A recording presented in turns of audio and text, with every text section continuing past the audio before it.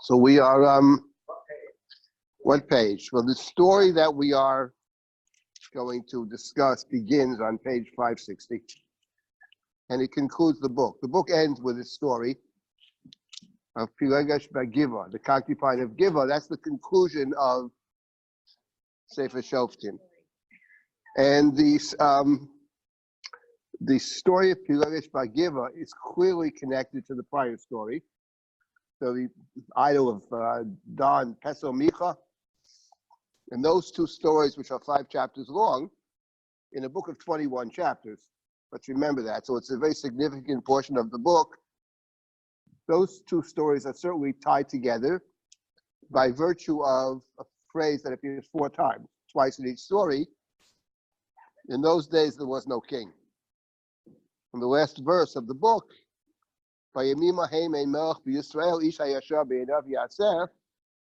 everybody did whatever they wanted, which is lifted from the book of Dvarim. And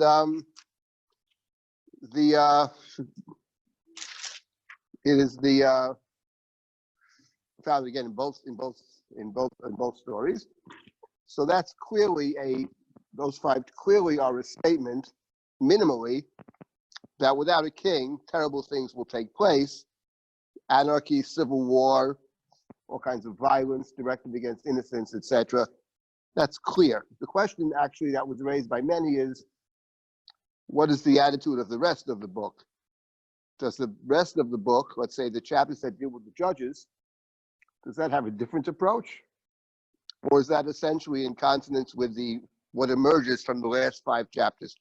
I think the default should be that it's similar. There are those who have argued that it's not, and they see in the rest of the book an anti-monarchic stance. It began with Martin Buber, actually, and others that followed in his path.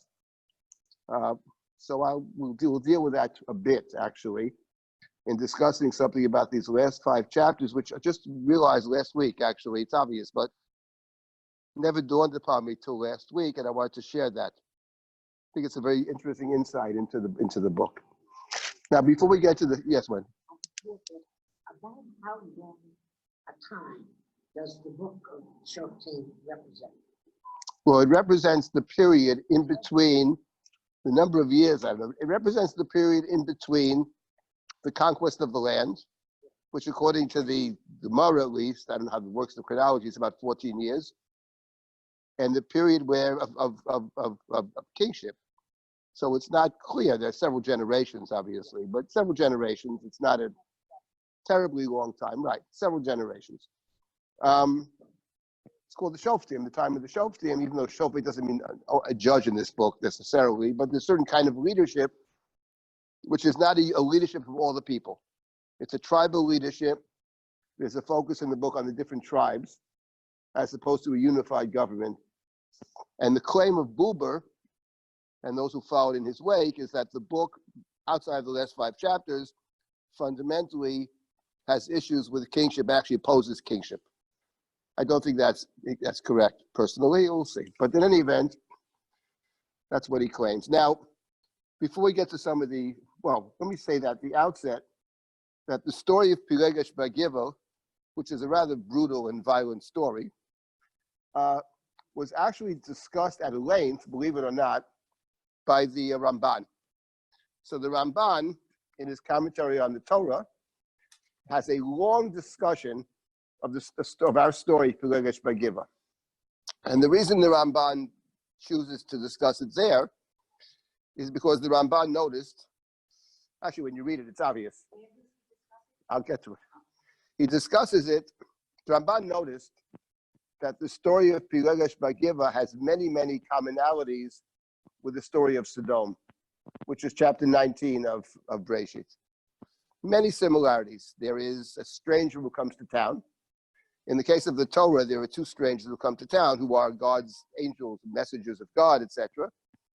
And they come to the town actually to check it out, because God has said, I'm hearing the cries of Sodom, and I want to see whether what I'm hearing is accurate, in which case I'll destroy them, or no, or maybe not, and I'll know what to do. So the 2 messengers are Erdonavi Eres, says God, I will go down and see. I'm hearing things, but I want to see, because the testimony, visual testimony, is superior to what you hear. That's what God says. So God sends two malachim to see. And Abraham had argued, of course, that maybe, how can you kill them all? Maybe there are righteous people in the town. Maybe there are 50 righteous, 45, 40, 30, 20, 10. To which God's response is, if you get 10 righteous people, I'll spare everybody. I won't destroy the whole town. Fine. Anyway, so the two angels / people that come to check this out, they're coming to Sodom to see. But God said, if the people are virtuous, Eidah, I will know. So they come into the town. And when they come into the town, nobody gathers them in. Because nobody takes them into the inn. It's chapter 19 of Bereshit. You can see for yourselves, should see. Nobody takes them in, except Lot. Lot is living in Sodom. Lot is Abraham's nephew. So Lot sees these people in the street, Barachov. The word Barachov means a broad place, Broadway. So they live in a broad street. So Lot says to them, come into my house. It's chapter 19. Let's just find that for a moment. And at first they say, no, we don't want to go into your house. But this is on page, in this translation, 32. Page 32. Lot sees them, he rushes to greet them, bows down before them. Please, he says, turn aside into the house of your servant. Sleep here, wash your feet. You get up and go on your path. No, we'd rather stay in the street. On page 33, he insists. He gives them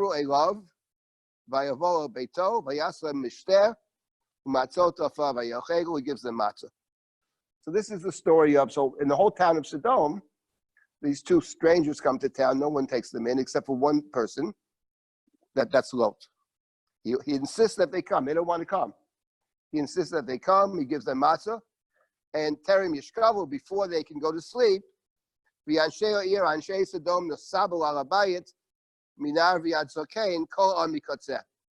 whole town surrounds the house, from young to old. Everybody's there, whole town. And they say to Lot,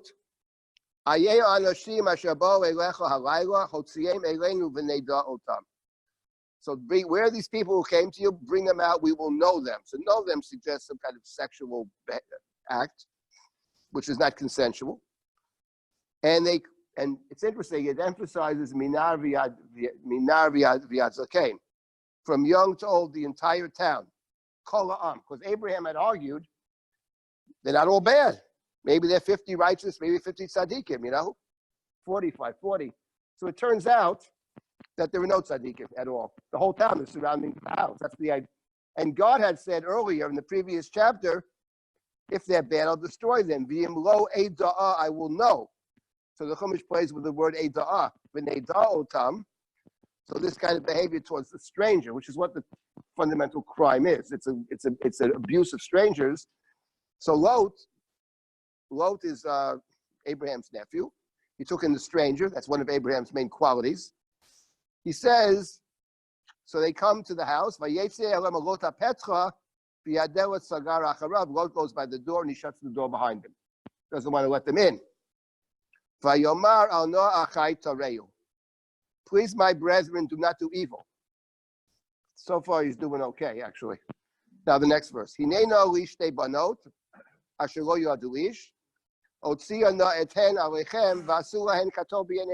two daughters. I'll throw you can take them. Do whatever you want to them. But to these people, don't do anything.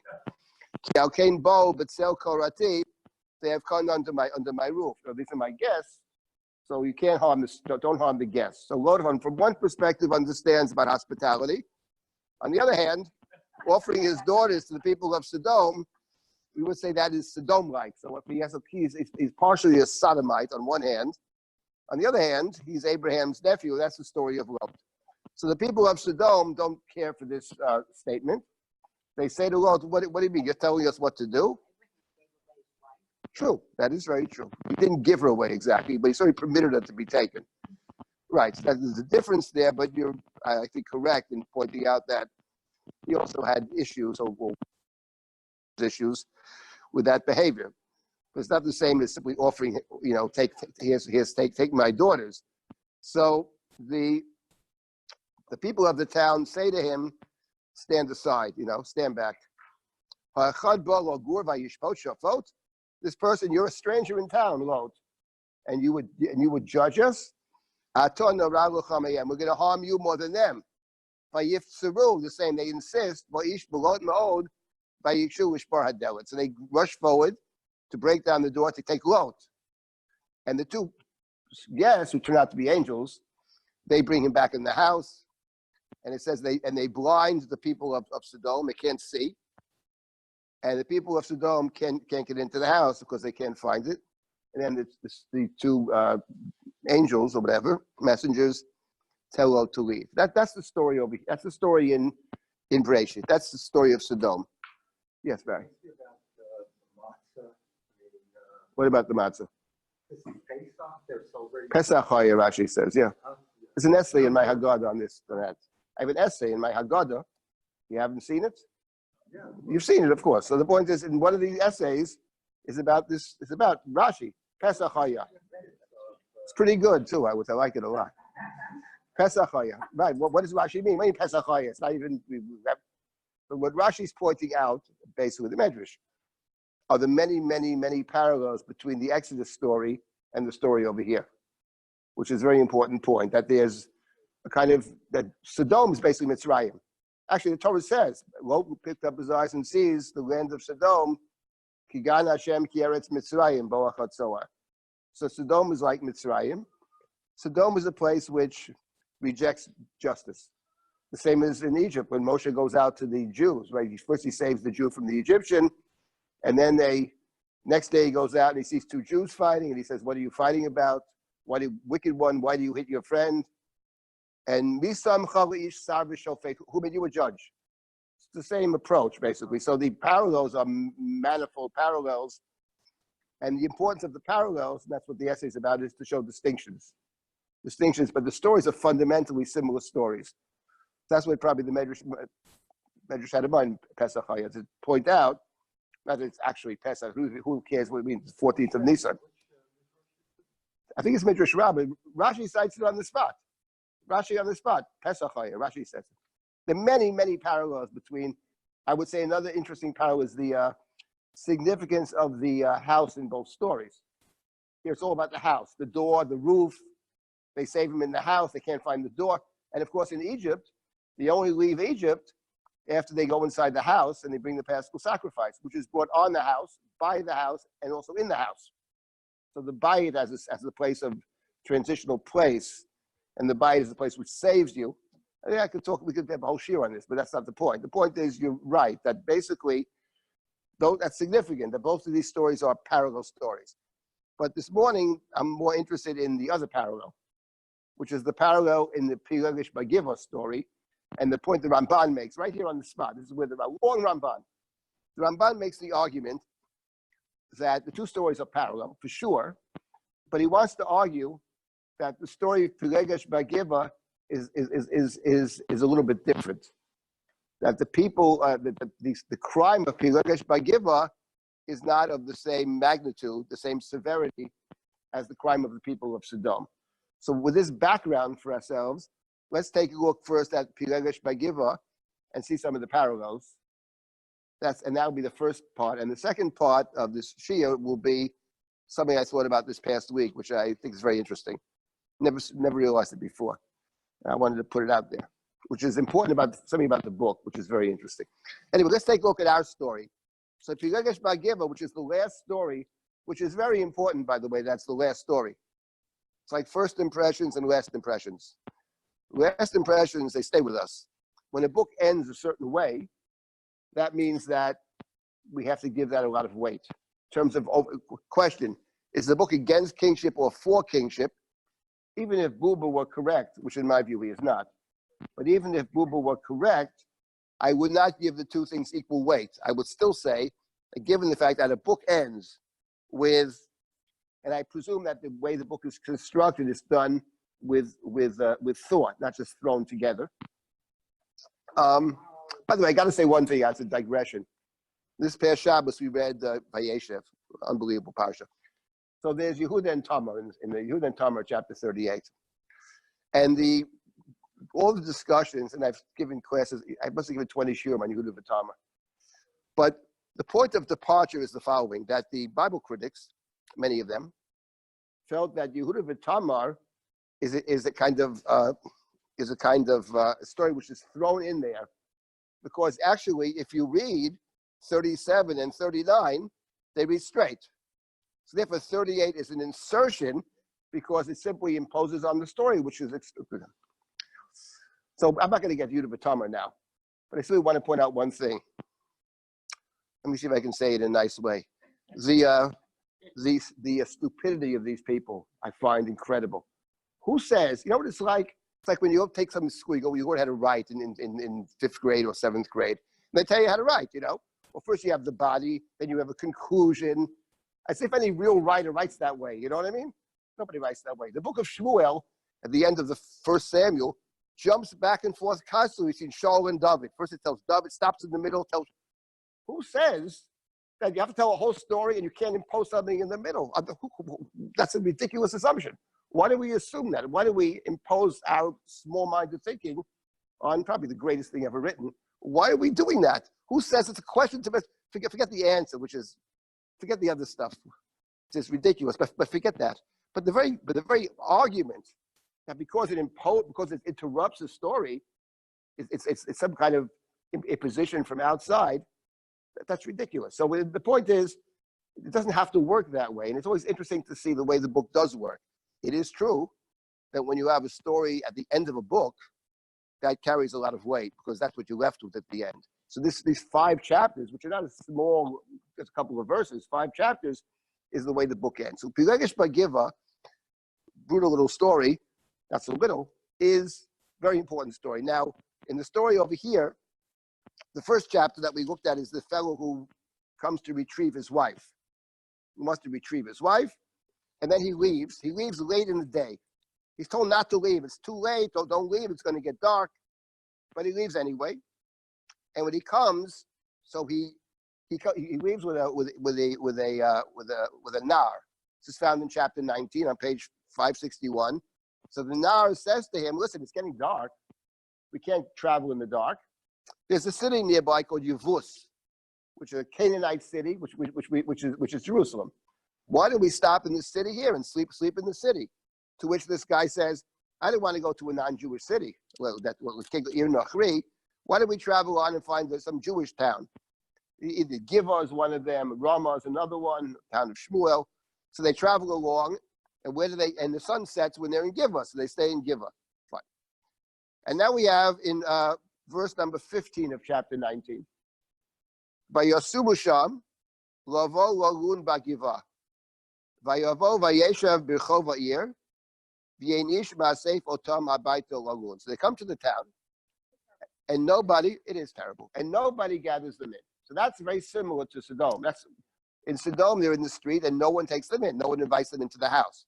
These are strangers. What?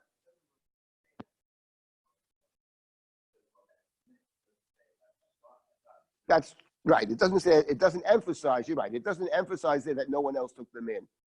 It just emphasizes, but from the continuation of the story, you can see that they're not happy with them taking them in. Okay. In any event, yeah, that is true though. It says explicitly over here, no one gathers them in. But there's an old guy. He comes back at the night from his work, from the field. And this person himself is not a local resident. He wasn't born in Giva.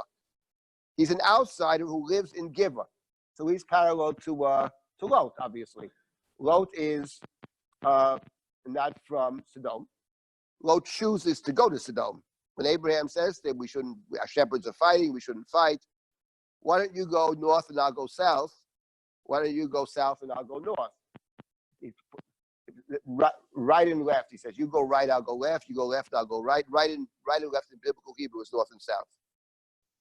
Binyamin, son of the south. He's born in the land of Israel. Right.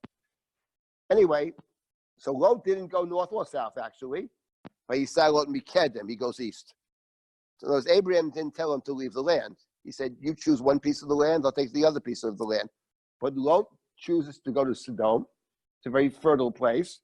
And the Torah says the people of Sodom are wicked. It doesn't say that Lot knows they're wicked. It says he doesn't care to check it out. That's what it says. So he goes there. He doesn't make a choice. Oh, it's a good place, a bad place. He sees it's fertile. Kula Mashka.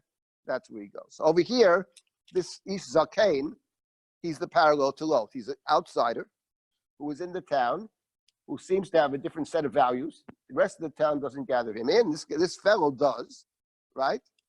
And he's from Har Ephraim. What do you know? The same as this Levi character. V'anshe hamakom b'nei yemini. But the people of the place on top of 562, they're Benjaminites. So he's not a Benjaminite. He's from a different tribe, probably maybe Joseph, Har Ephraim, but he's not.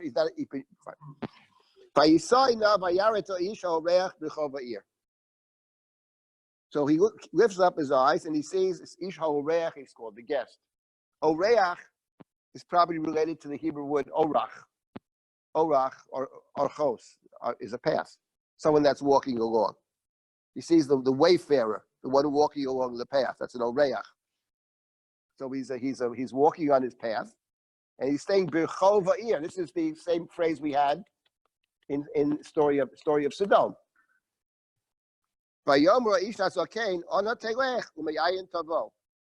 So he says to the this husband of the Pilegesh, where are you? Right? Where are you going? And from where do you come?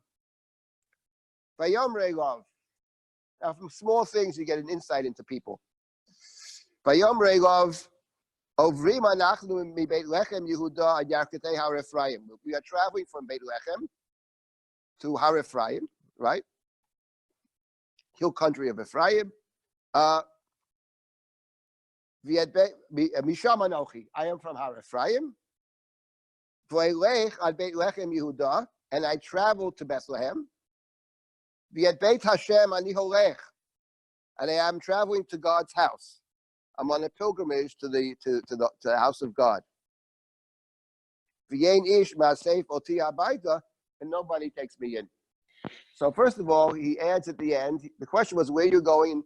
He's saying, I'm on a path. He adds, no one takes me in. Obviously, he's angling for an invitation. He doesn't want to stay in the street, which is perfectly reasonable. But he adds one detail, which is, I am traveling to God's house. Now, there's not the slightest piece of evidence that that's true. He's not traveling to God's house. He's traveling back home, having fulfilled his mission of retrieving the vagrant wife. He's going to bring her back at all costs. It turns out he doesn't actually give a damn about this woman, but he doesn't. But it was his pride or whatever that she abandoned him. He's got to bring her back. So right away, when someone said Beit Hashem Ani Holech, is for me a gigantic red flag. It's a particular quality I can't stand. Also, but is this so-called piety of this character? Listen, I'm on a holy journey. We have no evidence that that's true at all, none whatsoever. Now he will end up at Beit Hashem for a completely different reason, because he's going to make his appeal to the nation to go to war to defend the honor of his wife who was murdered. We'll get to that. In any event, fine. Then he adds, we have all the provisions for the animals, he says. We even have bread and wine for me and your servant, referring to the Pilegesh. We have all we have everything for the nar and for the nar. Not only that, with your servants, hey, we can even share it with your people. So there's an incentive to take us in because we have plenty. And then he adds, Ein machsar kol davar. Nothing is missing. Now, when you hear that expression, Ein machsar kol davar, something rings a bell here. Ein machsar kol davar. Where do we encounter that before? The way this works is, the way these texts work is they recall, through the language they recall. How about chapter 18? How about chapter 18? That's the story where the tribe of Dan sets out. They're not happy with the land they were given by through the lottery, given by God, let's say. Unhappy with what God gave them. They want to take something else, right? So they send out their 5 scouts to try to find where they could go. And they discover a village which lives in tranquility and peace, bothers nobody bothers them. They're the perfect target because no one is there to protect them. They have no king. And Yoresh Etzer. They have nobody to protect them. So, right? So they come and they see this land, and they come back and they report to their brethren. This is chapter 8, 558. Chapter 18 starts with verse 9, but we'll get to 10 in a second. Let us go up. We saw a very good land, and you're being lazy. You're not getting up. Got to move right away. Let's possess the land. Kavo Achem, when you come in, Tavo Alam Boteach, V'aretz Rachavat Yadayim. It's a Shem word term. It's before us. There it is. It's open for us. Ki netana Elohim biyedchem. God has given it to you. Makom asher ein sham machzar kol davar asher ba'aretz. Nothing is missing. Ein machzar kol davar. So you read that, and the point is that the book wants you to read these 2 stories together. He wants you to connect this character over here, story of Pilegesh Bagiva, including this husband, this righteous man who's seeking God's house, Ki'u, to this previous story of the tribe of Dan, which is about murder and about idolatry, actually. Murder, idolatry, and raping of the city. The big 3 Averos. Those are the big 3 Averos. Ritzicha, Gilui Arayos, and Avodah Zarah. Those are the 3. Gemara says, Yehareg Vayava. We got all 3 right here.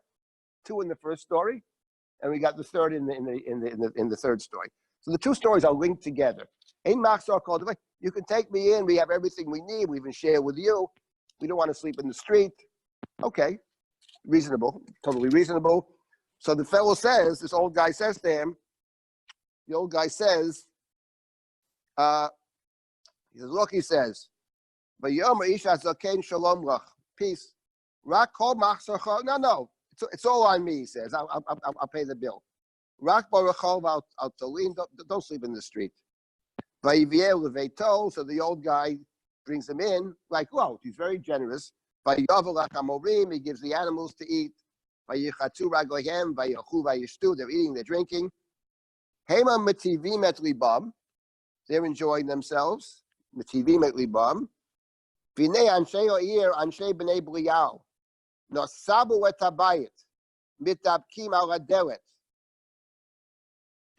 Right? It's exactly the language of Sodom. They surround the house. The door figures prominently over here.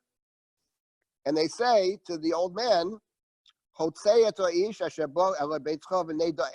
exactly the same language. There was 2 guests. Here's the 1 guest. This 1 man. Bring him out. We will know him. So the Baal Habayit, the old guy, says to them, listen, he says, Alachai al Toreu na. Language. Anoachai Toreu. It's obviously the writer of the story has the Chumash open. Anoachai Toreu. Right? It's the same like same. Alachai al Toreu na. Acharei sheba ish azel beiti. Al ta'asu et ha'nevala hazot. Don't do this nevala. Another Shem word, of course. The guy in Breshit, Lot says, Ki al kain bo b'tzel kol rati. It came under my beam in my house, right? The house figures prominently in the story in Lot. Here the same thing. The guest who comes to my house, it's like a sacred thing. You don't harm the guest. So leave the guest alone. However, my own virgin daughter and his concubine, it's very generous of him to offer the other guy's concubine. But anyway, Lot at least offered his 2 daughters, you know what I mean? This guy offers his own daughter, and the other guy is Pilegesh, right?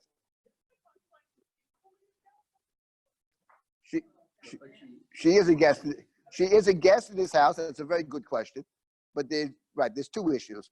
First of all, it would appear from the story that well, maybe not. But the point is, it appears from the story that his primary connection that he makes is with this fellow. That's the primary connection.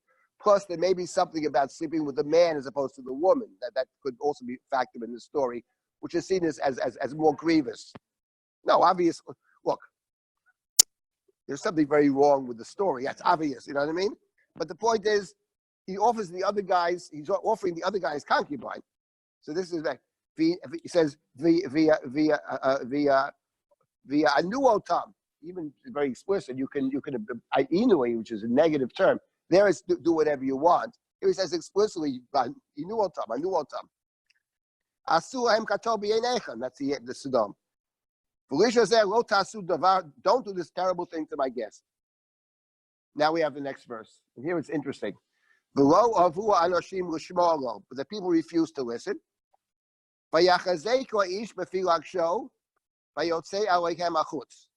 So in this situation, the man takes his beloved Pilegesh that he traveled to retrieve, and he throws her out the door. That's not the same as love. Of course, in Lot it never happens because they're angels. But here it's not just offering. This man takes the Pilegesh and throws her out. He throws her out the door. Now, appease the people. Right. It doesn't, well, it's not clear actually. But, meanwhile, the husband, as Pilag Shea would say, his concubine. Pilag, the woman he went to retrieve, he must be deeply in love with her. Now he takes her and he throws her to them. Throws her out, right? Ha'ish bepilag show with his pilagish, right? Not the old guy.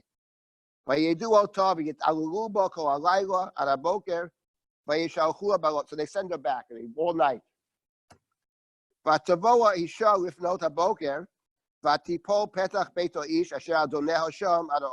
So she goes back home and she collapses by the door. So once again, the door is figuring, of course, in both stories very prominently. Notice that he's not called the husband now, he's called the master. So the master, Adoneha, this is the guy, gets up in the morning. He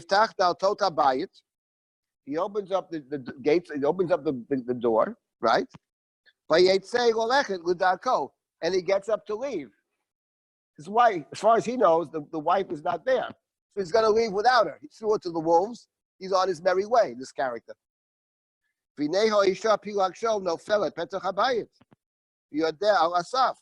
do you know? And there's the woman lying at the entrance of the house with her hands on the threshold, as if she's trying to get back in. What happens next? Get up, let's go. But she doesn't respond. He puts her on top of the chamor.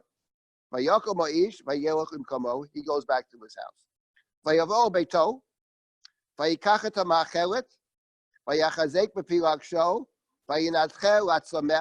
He takes this woman and chops her up with a hatchet or whatever.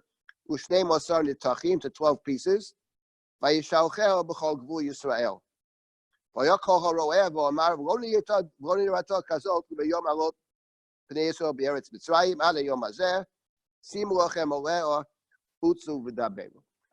say one point, I'm not sure this is right, but I find something very curious about the story, which is, exactly, was she dead? We have no evidence she's dead, by the way. Now later on she's called the murdered woman. It's not clear who murdered her. It is far from clear in the story she's actually dead. She's obviously not responding, but she's not necessarily dead. In other words, here's the point of the story. Now, why is this actually very interesting? I'll tell you why it's interesting. And it actually feeds into the Ramban. The Ramban did not make this point at all. The Ramban made a different point, which is this. The Ramban asked the following question about the story of Pilegesh Bagiva. Pilegesh Bagiva, the other tribes are outraged by this. They're outraged, right? Terrible thing. The abuse of a woman, a terrible thing, right? So they're outraged. Oh, terrible. So they decide to go to war against Benjamin, the tribe of Benjamin. And there's a civil war. The book ends with a civil war. That's at the very end. But there were three battles in the civil war. 3. The first 2 of which Benjamin wins. Only the third one Benjamin loses, and when they lose, they're virtually annihilated. They're completely almost destroyed as a tribe. And the last chapter is about how can we reconstitute the tribe of Benjamin. But the battle, which takes place in chapter 20, 3 battles. the first two of which Benjamin wins and Israel is soundly defeated by Benjamin, and the Ramban is bothered by that. How could it be? And not only that, they actually inquire of God. They each time inquire of God, should we fight? So the Ramban asked the question, the Lord Ramban, he asked the question, what's going on here? How could it be that these wicked people of Benjamin, the first two times defeat Israel? Only the third time, actually, does Israel defeat the tribe of Benjamin. And essentially, but yeah. We really had in this book about inquiring of God, but it's a formality. They're not sincerely. How do you know it's not sincere? Is the question. Oh, in the story of Sheva done, yeah, but they're inquiring to an idol and all that, and he's not even a Kohen. That's for sure true. Right. So you're making a very good point, actually, that those two stories should be read together: the inquiry of God, Ki'ilu, in the previous story of Pesel Micha, and the inquiry of God over here, though not the same at all, have to be read have to be read together. The point of the Ramban is this. Yes.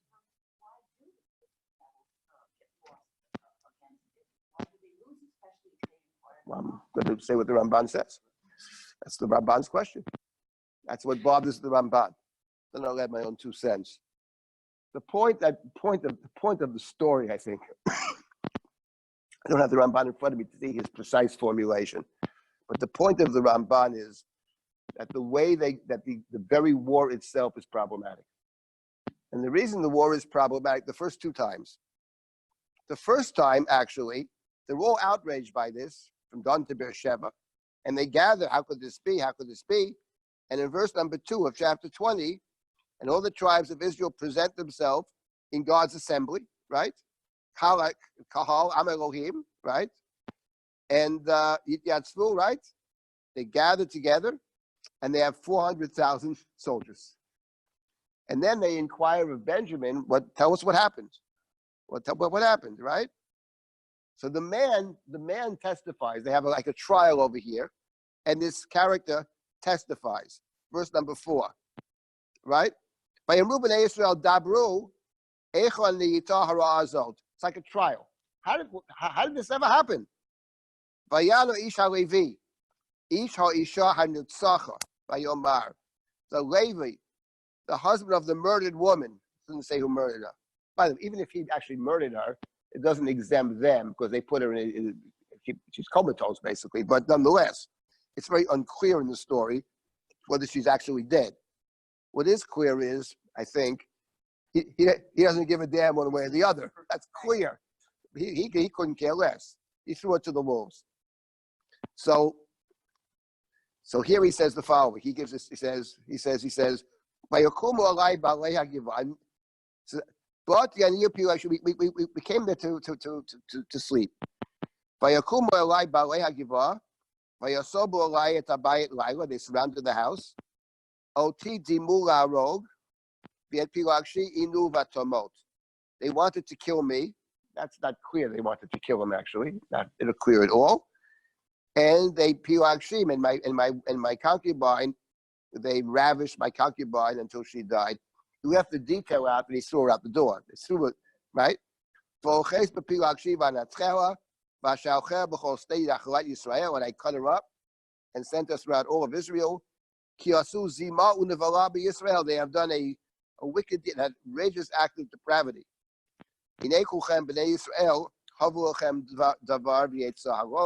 I appeal to you to act upon this. This is the facts. So that's his testimony.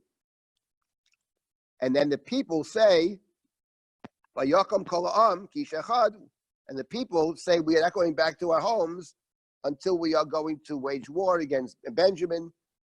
And they all gather in verse 11,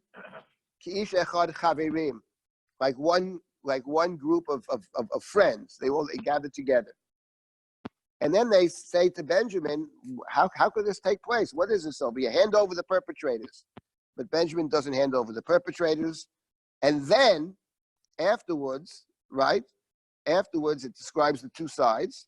And in verse number 18, Vayokumu vayalu Beit El. Now they go to Beit El. Vayishalu be'Elohim. Vayomru b'nei Yisrael. Mi ya'aleh lanu batchila lemilchama in bnei Binyamin. Who shall fight? Who shall go up first to fight against Benjamin? Vayomer Hashem Yehuda batchila, and God answers, Judah goes first. So the Ramban, what the Ramban says is this: they didn't ask the question, should we fight or not? They're already mobilized. They have their whole army. The question is, tactically, who goes first? To which the Ramban understands God's response is the way the book of Shoftim begins. That's how this book begins. Who shall fight first against the Canaanites? Judah is first. So God's answer is Judah is first. The reason the Ramban is answering the tactical question. They didn't ask the other question. Should we fight or not? And the point of the Ramban, the main point, without getting into all the details, how he works out, there's some other questions we can ask about the Ramban. But his main point is that the war itself, they're going to war against, remember, they're going against the entire tribe of Benjamin. It's not just the people of Gibeah, which is one town. But Benjamin is much bigger than Gibeah, and the idea of going to war against your brother without making every attempt to avoid war is highly problematic.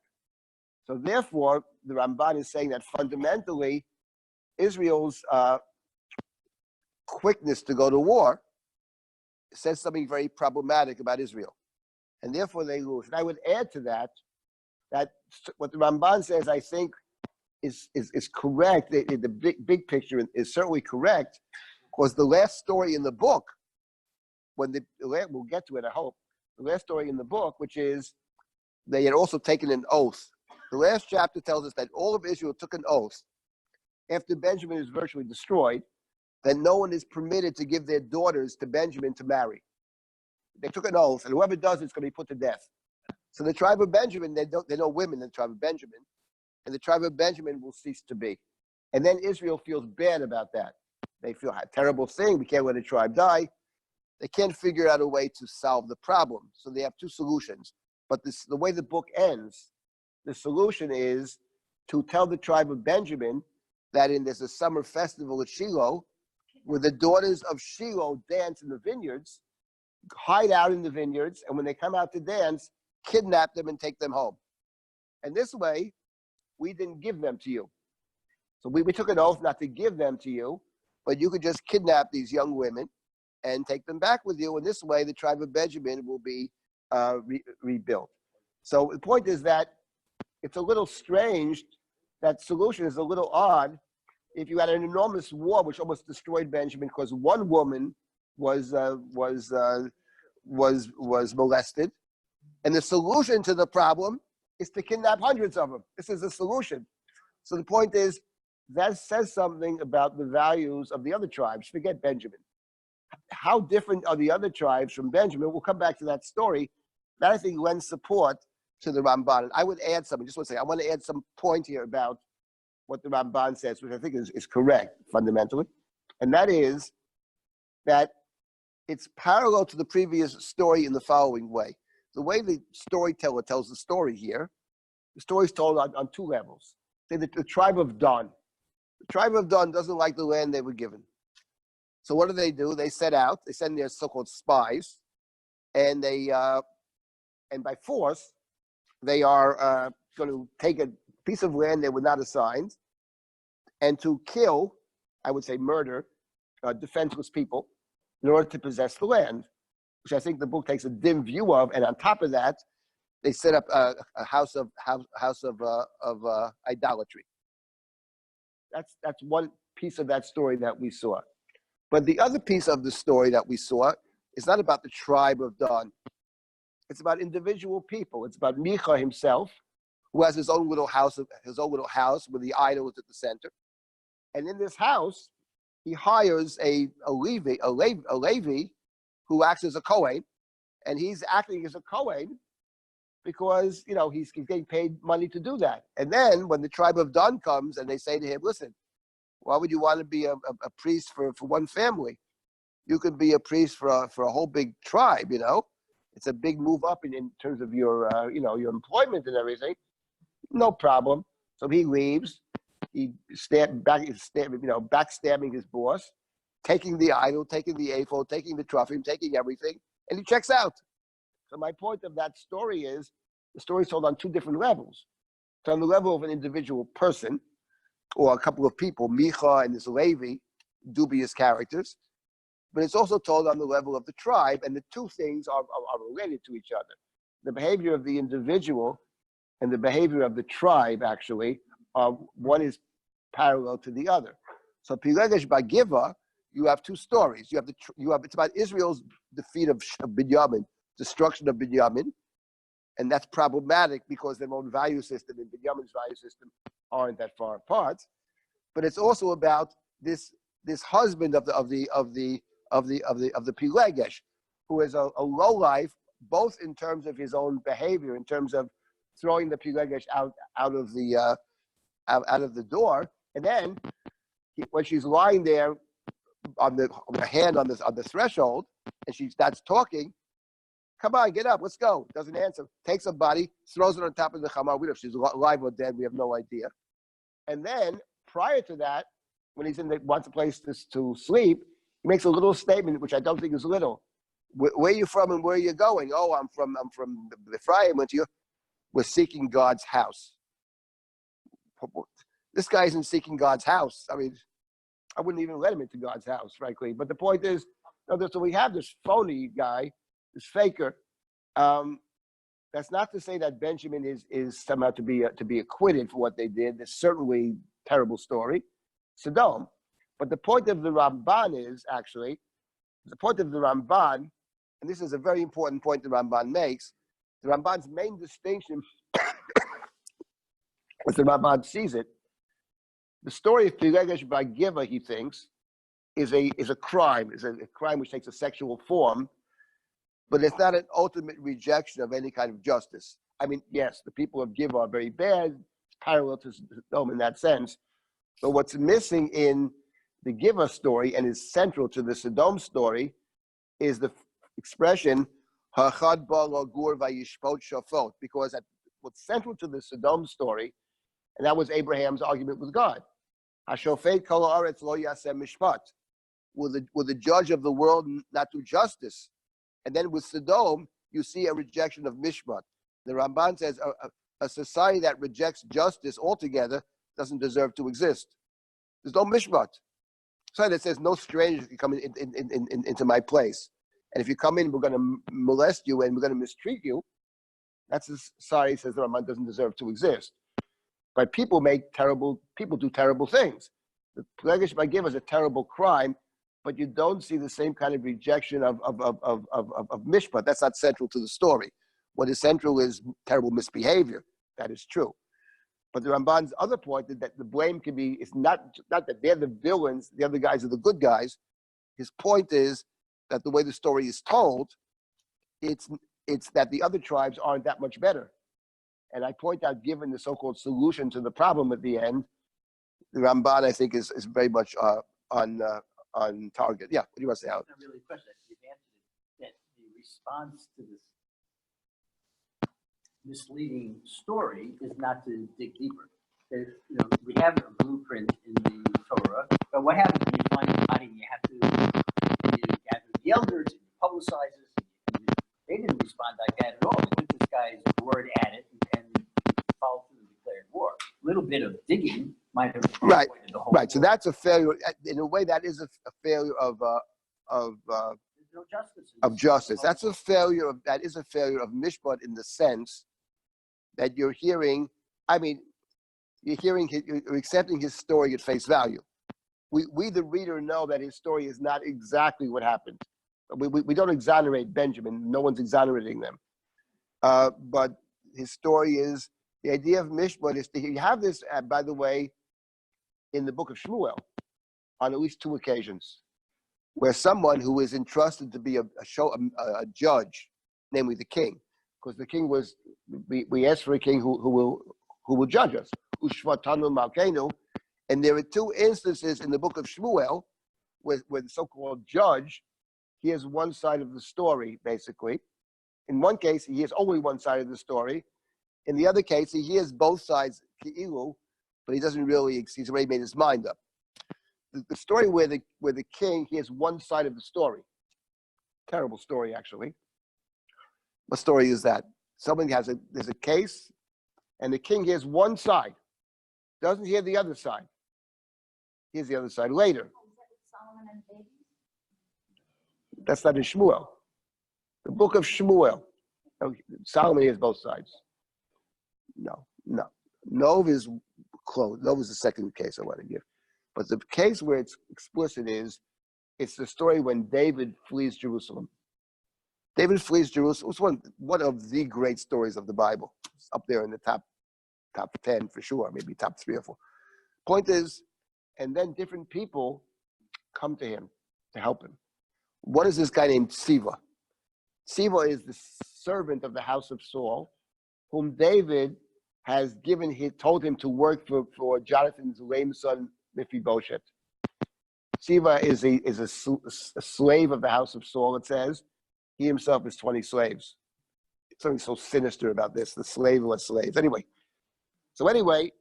then Siva comes to join with David. He brings a lot of provisions. So David says to him, "Where's the son of your master? Where's Mephibosheth?" Oh no, he didn't want to come with me. He's in Jerusalem now that you fled Jerusalem, saying, "Now they will restore me the kingship." Now that's a claim that is absurd on so many different levels. First of all, Siva is completely impotent in the story. Now, Mephibosheth. Number 2, he's Jonathan's son, so he's true blue. Number 3, why would he think he's going to get the kingship since the one who's displacing David is his son Absalom, who's much stronger than David? So it's a crazy claim. So first of all, it's unlikely Mephibosheth is thinking such a crazy thing. And even if he is thinking it, that's just craziness. So David says to him, "Everything I gave Mephibosheth, I give back to you." So the point is, apart from everything else, where's the other side of the story? Then later, Mephibosheth comes. When David returns, there's Mephibosheth. "Why didn't you go with me?" So he says, my Tziva, he tricked me. He said, "Wait here, I'll saddle up the animals for you, because I can't walk," he says. And he took all the animals. Vayiragel bi'avdecha.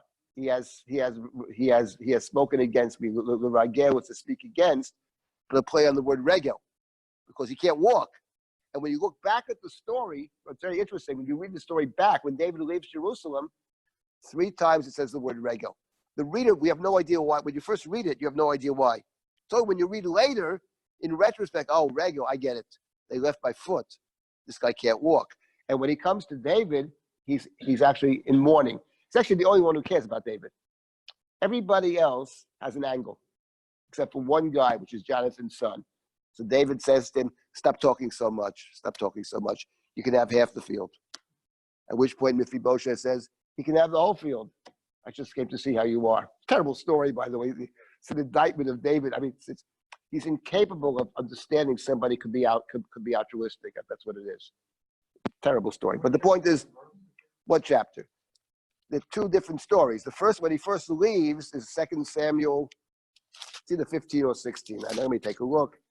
Yeah, the first time it is, let's see. First time, yeah, it's 16. Chapter 16. Beginning of chapter 16, page 678, 679. And David returns, I think it's chapter 19. Yeah, David returns in chapter 19. Those are the 2 stories. That's one. Just 1 second. Just 1 second. Mike, just 1 second. So the other story is, which you mentioned, story of Nov. That's when Saul is told by Doeg that the chief priest of Nov has given David a sword and food, and he also inquired of God for him. So Saul summons the priest Ahimelech. "Why did you do this?" He says, "Look," he says, "he's your son-in-law and he's trusted. I did give him bread. I did give him a sword. That's true. But I never inquired of God for him." Inquiring of God is the offense that's going to get him killed. Because you inquire of God to go to war against somebody, and since Saul is only war, he ever fights is against David. He presumes David's going to war against him. That's it, you're going to die, he says. He's already determined. So he's hearing the other side, Ki'ilu, but he's not really listening to the other side. He's already made his decision. So that is the lack of mishpat. So that is true. Yes, Mike. Going back to the going to the house of God. I don't know the geography. Yeah. Where you go? Yeah. Is that the Nicholas house or the new place that they set up in Don? Is that where he says he's going? So when he talks about going to the house of God, is he talking about a very negative house of God? No, I don't believe he's going to Don. He says he's going to Beit El. So Beit El would not be done. Well, Beit El may be not far from it. I don't know the geography, actually. I don't know. I don't think it's done, though. It's Beit El would be, it's where Yaakov goes. Beit El is, where's Beit El today? Beit El is not far from, right. I think it's in Ephraim, actually. I think it's in Ephraim. I think it's north of Judah. What? Yeah. To a house of God, does he mean I'm going to the fake house of God or I'm going to a real house of God? In other words, is he lying outright or is he saying something that he thinks, in other words, is it fake or real and is it really real? No, I don't think there's no evidence he's going to Beit El, to the house of God. He's trying to ingratiate himself with this guy. He says, something? He says, look, I just need a place to sleep. You don't have to give me anything. On the contrary, we have enough food for you to share. And I'm a pious person. I'm traveling along. No one's taking me in, that kind of thing. So he's angling for an invitation, which I think he's entitled to be taken in. But that's not the point. But the point is that this little innocent statement, I'm going to the house of God, there's no evidence that that's true. He's not doing that. He's going home after retrieving his pilegish. That's okay. Now let me get to this is the Ramban, actually. So this is actually important. The kernel of it, it's all in the long Ramban in Parshas Vayera. Now there's something else I wanted to say. Maybe when we restart, whatever that will be, to spend a little more time in the story over here. But I did want to deal with the question, which is a very central question in this book, studying the book of Shoftim, and that is the book's attitude towards kingship, and in particular, the relationship between these last two stories, the last story and the rest of the book. And something struck me this past week. Maybe it's obvious, I don't know, but I never thought of it before.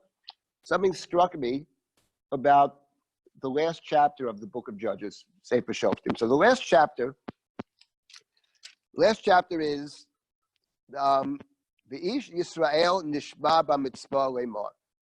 It's on page 567. The people of Israel had sworn at Mitzvah. Ish mimenu lo yitain bito lebinyamin leisha.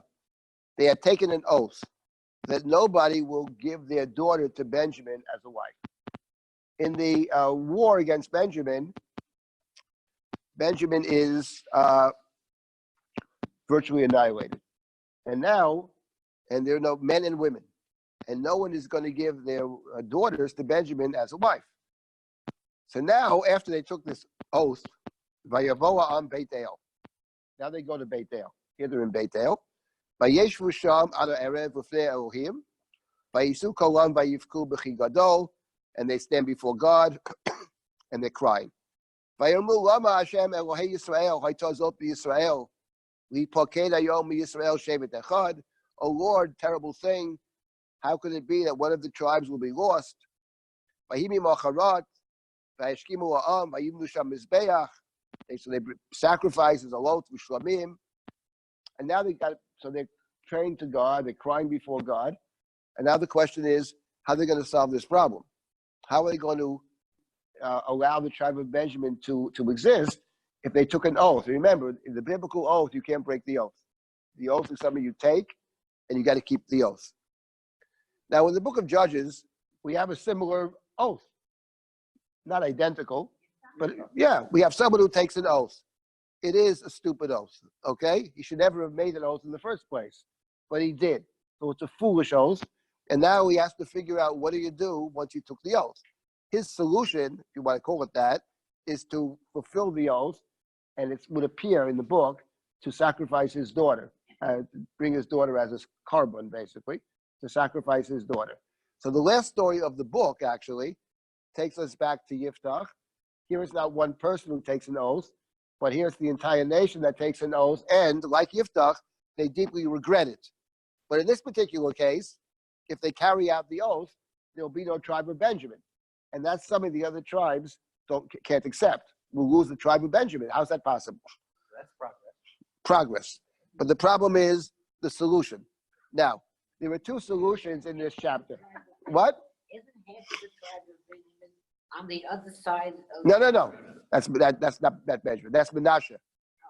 And even if they are on the other side, doesn't matter. They're still part of Israel. That's Joseph. That's Manasseh. Benjamin is not. No, Benjamin is on this side. On this side of the Jordan. So now they have. Now they have the first solution to the problem. Sometimes the solutions are worse than the terrorist is worse than the kash. Anyway, Yamru b'nei Yisrael, mi asher lo Allah b'kahol, mikol shivtei Yisrael el Hashem. Ki hashvua hagdola hayta la'asher lo Allah el Hashem hamitzvah le'mar mot yumad. Who has, right? Because they had taken another oath. They had taken two oaths. Number one oath was that no one should give their daughter to Benjamin. And apparently they had taken another oath that whoever doesn't take the oath shall be put to death. So now they're searching around. Was there a section of the country, a tribe or a town that did not participate in the oath? Because if they didn't participate in the oath, they think they have a solution to the problem. So, When did they take on the second oath? After they realized the first oath was idiotic? I don't know. It doesn't actually say this do it at the same time. Yonasan, right? Yonasan's related, but we leave out Yonasan for now. But here we have, right? Leave that out. So now, right? Exactly. No one's admitting, but they're going now. They're doing an investigation. They have an investigation. Vayenochamu b'nei Yisrael. Israel, we regret it, right? They had mercy on Binyamin achiv. Vayomru nigda yom. It continues. One tribe is going to be nigda, going to be cut down. Nigda. Remember that word nigda. One tribe will be cut down. What are we going to do? When we swore. So now that we investigate on page 568. What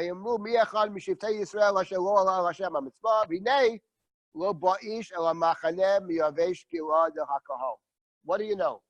They find a town that did not participate in the oath, that didn't show up. The town of Yavesh Gilad. Very important town in the book of Shmuel, of course. Very important town, very central town in Sefer Shmuel. Yeah, of course Saul saves them. Yes, he does save them. And they are apparently some kind of allies with Benjamin. That's the Shmuel issue, which is very interesting, but leave it for now. But the people, they take the roll of the troops. Nobody from Yavesh Gilad is there. Now here's the important verse. It's all important for our purposes.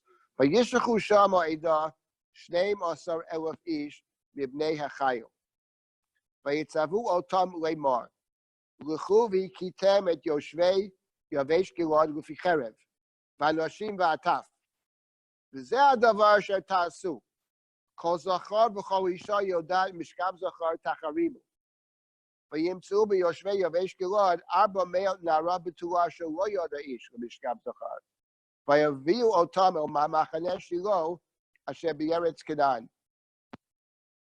So now I do. Now we'll explain it. Right.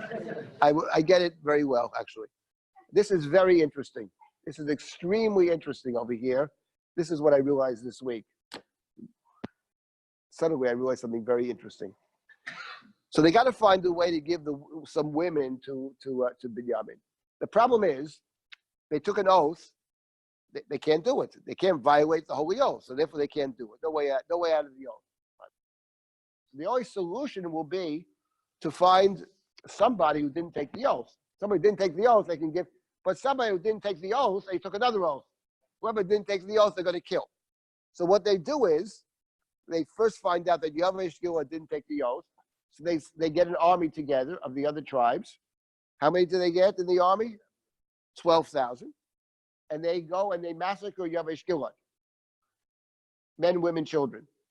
But the women, the virgins, they spare those 400 and they hand them over to Binyamin. That's the first solution. 400 women. It says 400. Let's see. Was it number 400? It says 400. 400 in verse 12. Now that's for that you don't need me. It says it explicitly. But here's what's interesting. Here's suddenly I realized something very interesting. And that's the following. This idea of sending 12,000 troops and killing the men and the women, but not killing the virgins. Where did we come across that, actually? No. There's no reason, don't make any guesses. That's correct. That is correct. No. Herb says, Herb knows. Herb knows. Here's the point. Herb knows, but I'll tell you something, Herb, in a second that you don't know. But here's what's interesting. Here's what's interesting. So the point is this. It's exactly the war against Midian. The war against Midian was instituted as a response to the story of Baal-Par. So that's a story, a rather brutal story at the end of Sefer Bamidbar. And they're instructed to fight the Midianites earlier, but the actual war against Midian takes place in chapter 31. In Bamidbar, chapter 31, 356, there's the war against Midian. Now, so they gathered the soldiers to fight against Midian. How many soldiers did they gather? So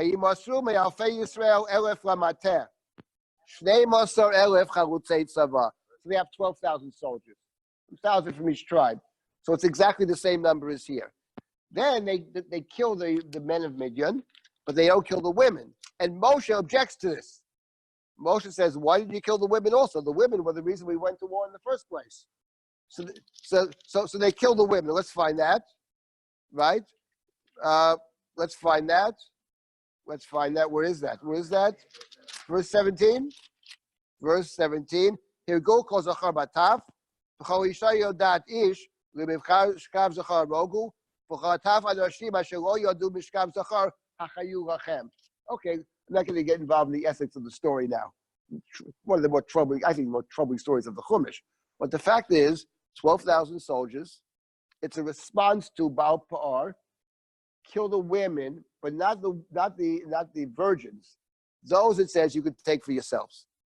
So you have a story essentially where the last chapter of the book of Judges is referencing Milchemes Midian. Now here is what's interesting. Yes, Alan. You can argue Yeah. that the virgins in the story in Bamidbar should not be put to death. After all, they did not participate in the Silber war. Right. But what's the connection? Right. Tribe. It's a very good question. What is the difference, one way or the other? Exactly. What's the difference? The point is that it's a good question, okay? But I want to make a different point about this. This is what struck me as very interesting.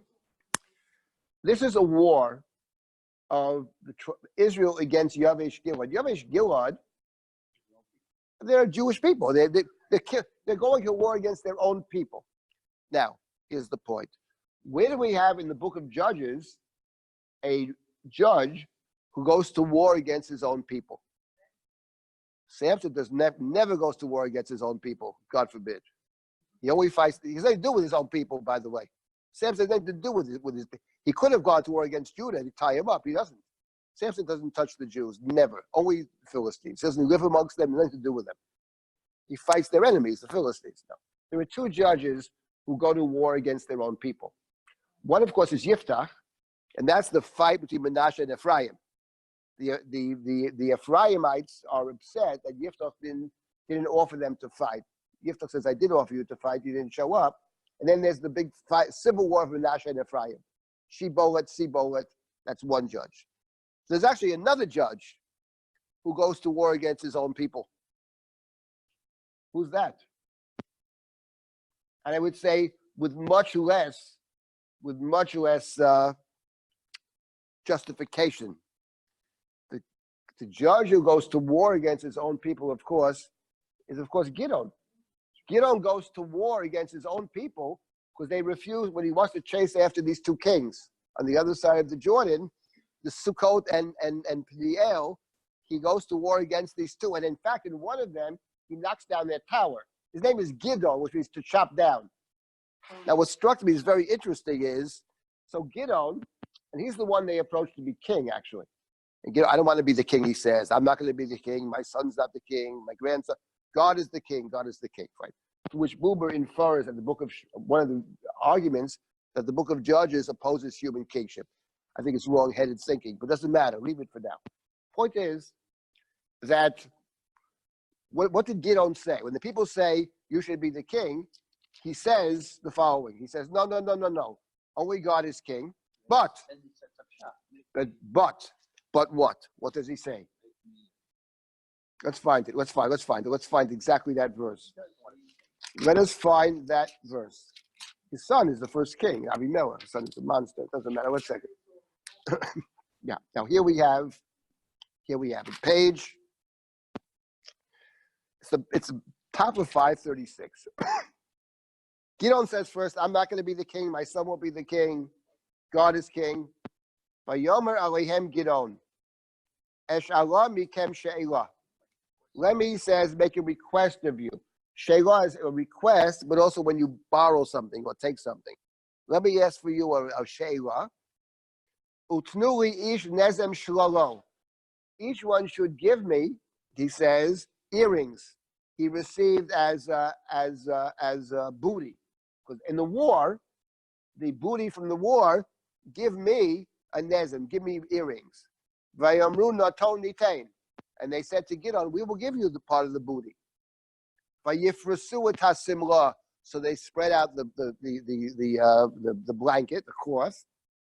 Vayashlichu shama ish nezem shlala. When they spread out, vayifrasu et hasimla, they throw the jewelry. Now it should be one more verse. He counts up the jewelry. Apart from the other jewels, the ornaments, and the different garments, from the kings of Midian, and the collars on the necks of the camels, all these. And Gideon made an ephod. Not clear what ephod means. It could be one thing we require of God. It could be something else. He established it in the city in Ophrah. Vayiznu kol Yisrael acharav, and all of Israel straight after it. Vayiznu. Vayi Gideon uleveito lemokesh. Now, here's the point. He goes to war against Midian, right? He fights against Midian. What is Midian known for in the Torah? Midian essentially is the story of the war against Midian. Is about Baal Pa'ar, the princess of Midian, Cosby Bastur. So it's promiscuity which leads to idolatry. That's who he's fighting. He fights against Midian. At the end of the war against Midian in the Chumash, what happens in the war against? We know what happens in terms of the people. What happens with the other, with the booty? So the Torah spends a whole chapter describing how the booty is collected, but the very end, they have all kinds of gold and stuff. And what do? They dedicate it to the temple. They dedicate it to the Mishkan.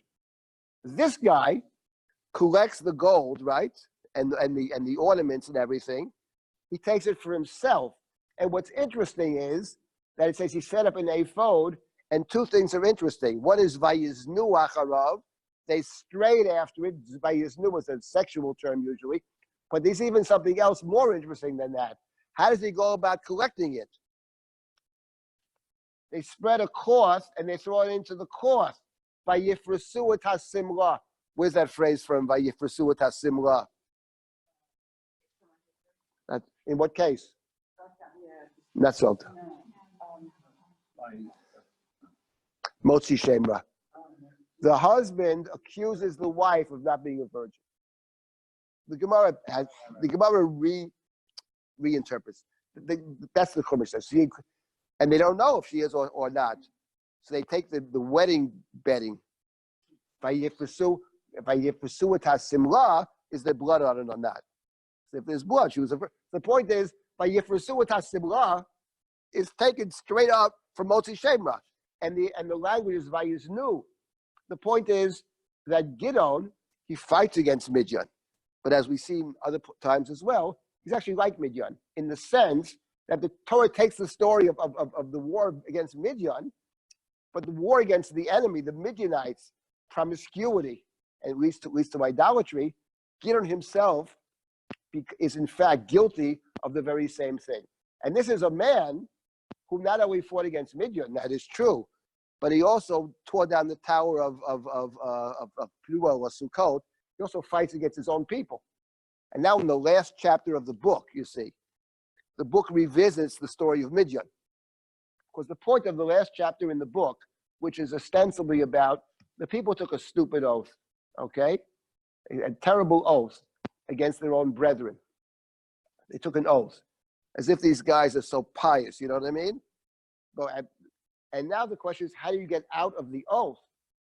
And you get out of the oath in two different ways. The first is, you get out of the oath by murdering your own people, okay? And actually, in exactly the same manner that they fought against Midian, right? And you complained, Nigdah hayom shevet. One shevet has been cut off. But of course, it plays with the word Nigdah. It probably appears the second time in the chapter too. I think it appears twice, Nigdah. So the first point of the last chapter is, it recalls for us the story of the judges. This chapter calls for a king. And in calling for a king, it recalls two judges, actually. Samson is recalled in the previous story in Dan, because he's from Dan, Machane Dan, etc. But the last chapter recalls the two main judges of the book. Let's leave Deborah out of it. She's terrific, but she's a different story. But the book has essentially, apart from Shimshon, who's unique, you have Yiftach and you have Gidon. In the last chapter, we revisit Yiftach and Gidon, beginning with the oath, which of course is a stupid oath. And now, how do you get out of the oath? So the first thing you get out of it is by waging war against your own people. Marodon Muhammad Midian. Well, that's of course Gidon. And the point is, and it's a implicit critique of Gidon. It's not just calling for a king. What the last chapter does, it says, my beloved friends, lest you believe, like some fools believe, that the book is actually against the monarchy, lest you believe such a stupid idea. And you look to Gidon as you see what Gidon said. What do you mean Gidon said? Gidon's a faker. Gidon said, I'm not going to be the king, but he acts like a king. He collects the booty, he collects the spoils, and he fights against his own people. Because that's the last story of Gidon. He fights against his own people. And therefore, we really do need a king, but not a king who's going to fight against his own people. That's crazy. A real king would never do such a thing. That's one story. And now the second story, the second way to solve, because it doesn't solve the problem, because there are only 400 women. You need more women. How are we going to get the other way? So now for this, the last chapter, the last story in the book, this goes back to a different way to get out of the oath. And here we're going to get out of the oath in the following way. We took an oath not to give our daughters to Benjamin, but we never said they couldn't kidnap and take our daughters by force. So this, by the way, the people couldn't think of themselves. For this, you need the elders of Israel to make this decision. The Ziknei Yisrael. No one would ever think of this themselves. Got to go to the experts. The Torah Council has decided here in verse 16, Ziknei Ha'eda, Manaseh Notarim. Yerushat Pleita, terrible. We can't give them our daughters. We took an oath. Vayomru, they said, Hinei Chag Hashem b'Shilo miyamim yamima. There is a festival in Shiloh, miyamim yamima, and they give the instructions how to get there. It's north of Beit El. As you travel eastward on the path, it comes from Beit El to Shechem, etc. They tell him all the directions, and they instruct Benjamin, and they say to Benjamin, hide in the vineyards. Araftim bakramim, and you will see when the daughters of Shiloh go out to dance. Yaitzu benot Shiloh lachul b'mecholot. Then you take them, kidnap them, and take them home. Right. And if someday, if your children complain or they say, how could you do this, right? So the teretz, maybe we'll get to. Teretz is what do you answer them?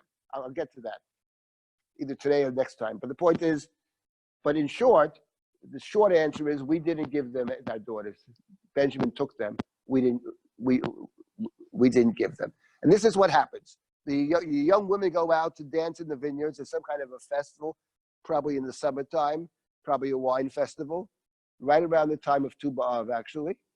Exactly because that's when the wine harvest is in the summer, right around Tu B'Av, and that's what happens. And the young girls are dancing in the vineyards, and the Benjaminites come, and they take them, and they build up the cities, and everybody goes back to their homes. In those days, there's no king. Isha Yashar B'Nabi. What's nice is the book doesn't even criticize it. The book is so-called reporting, as if, of course, criticize, but it's a reporter. In those days, there was no king. If you ask the question, how could this happen? There's no king. Now, here's the point that struck me interesting. That is, there is a festival in Shiloh, Miyamim Yamima. So we know the phrase Miyamim Yamima, which appears in the next chapter, which is the story of Hannah. Hannah, her husband goes up to Shiloh, Miyamim Yamima, which is certainly connected. Shiloh is a place where this crime takes place. It's also a place where the priests of Shiloh are abusing the women. They're also robbing God, and they're robbing the people. They're taking by force. So that's Shiloh, as described in the next chapter, which is the first chapter of Shmuel. But what's interesting is, actually, this last story recalls something else. Because the term Miyamim Yamima, which is so central in the beginning of Shmuel, actually appears earlier in Sefer Shoftim. Where does it appear in Sefer Shoftim? Miyamim Yamima. So it appears earlier in Sefer Shoftim in conjunction with the judge Yiftach. Let's just find that verse. Yiftach, where are you? Let's see. Yeah. So Yiftach fights against the enemy, against Ammon, and he took an oath, right? Took an oath, a neder, which is on page 545. Im naton titain et bnei Ammon biyadi,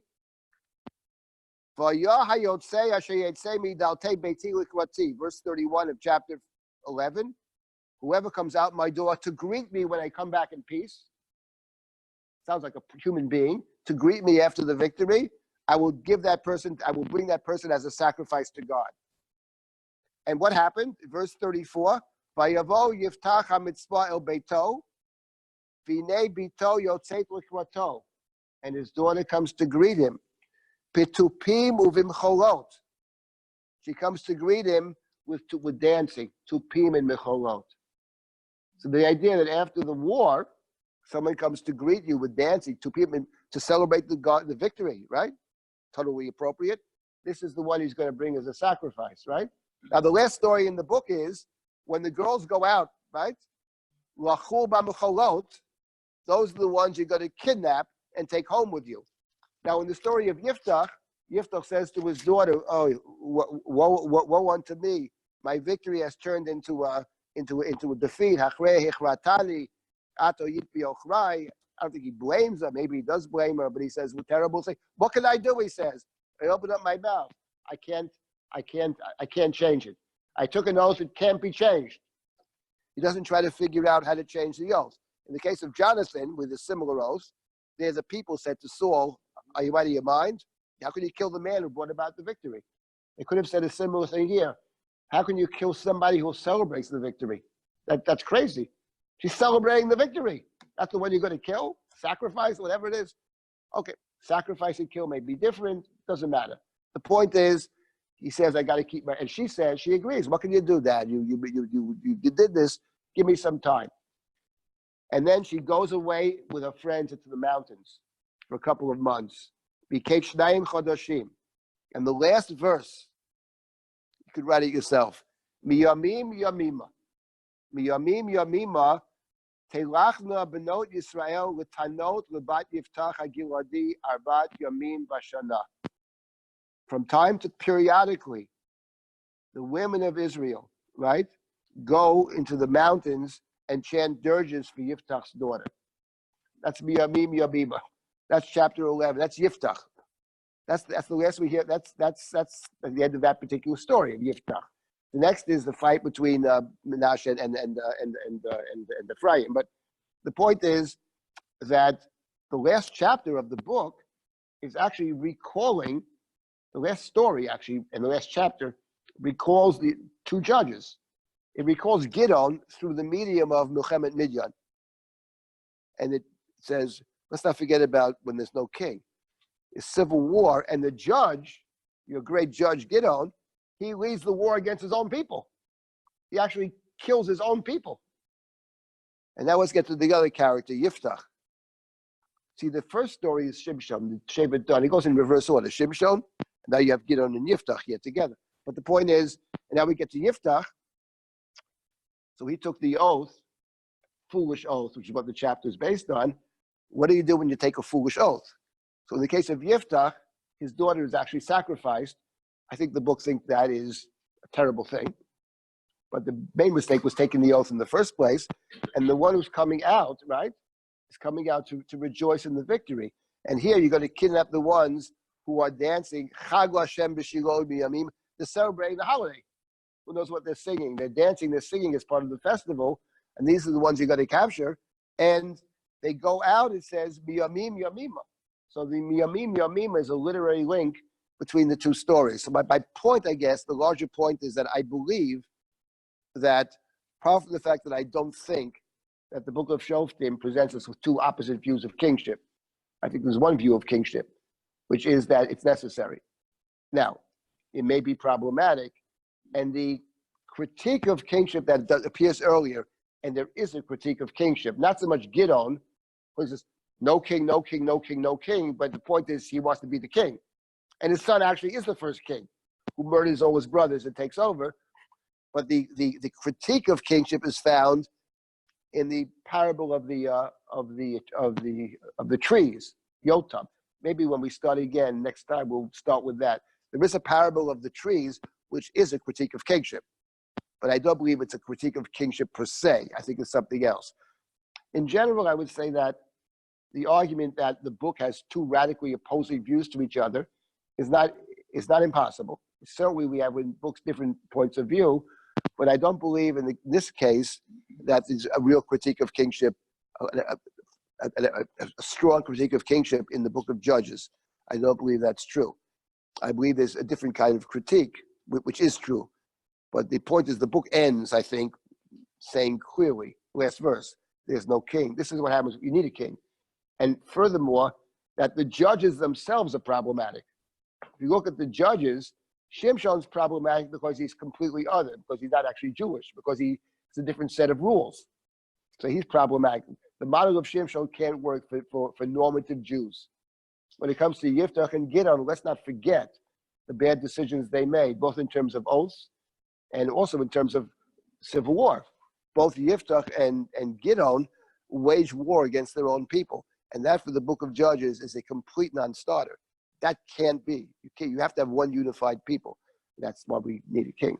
Yes, sir. You get the last word, and now one announcement. And to me, I find it very interesting that the last chapter in the book of Bamidbar deals with the Rosh Hashanah, the Mishpachas B'nai Gilad, and these guys, B'nai Gilad, they say the Benos Tzalachot, the daughters of Tzalachot, were allowed to marry anybody they wanted. And they know they want to restrict, even though a decision was made, they could, by God, and Moshe, that they could marry anybody. Right. They wanted to keep those girls within the tribe. Yes. And the last few words deals with marrying off those girls. That's right. And it's very similar to what we're doing right over here. That's right. So but I think it's still different. There, I believe that, I think you hit on a very important point. The point over there is that the people who are complaining in the last chapter are the tribe of Menashe, and the point that's emphasized in the Chumash is the word that appears 3 times is the word Yosef. It traces it back to Yosef, and their complaint of the tribe in that chapter 36 is not just we're going to lose, Roma Yigora, for no saf or nachalat. So the last chapter of Bamidbar, which really the last chapter of the Torah in terms of the story, revisits the story of Joseph that we're reading now. And basically, it's the antagonism between Joseph and the other tribes. But I think the point of the Chumash, I believe, is that we find a way to solve the problem, which actually works, because there they all get married. They marry from their own tribes. There's an intermarriage between tribes is actually forbidden, emphasizes the tribal nature. Always one piece about Midbar, they're separate tribes. But I don't think you have the violence or anything that you have over there. You have to negotiate. You have a problem. You work it out. The Joseph tribe, they don't want to lose their portion. It is true. It's Joseph and doesn't get along with the others. But that's human nature. But we figure out a way to solve the problem. It's through negotiation and through reason. And over here, it's through violence. It's all done through violence. It's violence against the other tribe. It's the kidnapping of people who are there to serve God. You go into the temple, you're dancing in the service of God, and suddenly some stranger picks you up, carries you off, and goodbye. I mean, that's how the book ends. So the book has a critique, powerful. There is a restriction, but they do get married. That's true. They marry from their own tribes, all 5 of them. That is true. Every negotiation has some restriction. Every compromise has restriction. But I think the book of Bamidbar has a relatively happy ending. The book of Judges does not. And therefore, the book of Judges calls for, there's some other pieces here, which I think we will get to, but didn't want to announce that this Wednesday, we have a program at Lincoln Square Synagogue on religion and ethics. There are 3 speakers. There'll be a lot of discussion. One is Professor Reinhold from Yeshiva University, very good. There's a young Sarah Zager from Yale, a doctoral student, and Rabbi Shlomo Zukier, who's taught before for us.